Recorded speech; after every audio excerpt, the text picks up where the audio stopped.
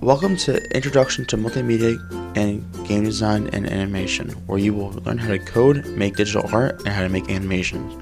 During this class, you will use your mind and creativity to make your own games and animations.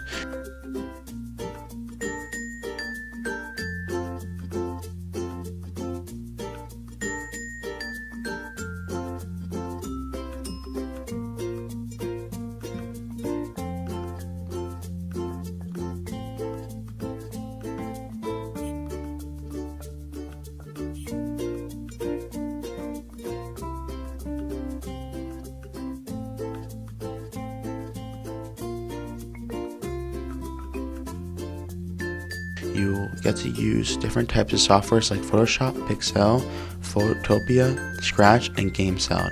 You also have a few projects to challenge yourself in your mind. So let's see what some students have to say about the class. Probably the favorite part of the class would be the fact that we're allowed to make our own assets and designs and then use them however we really want in a game.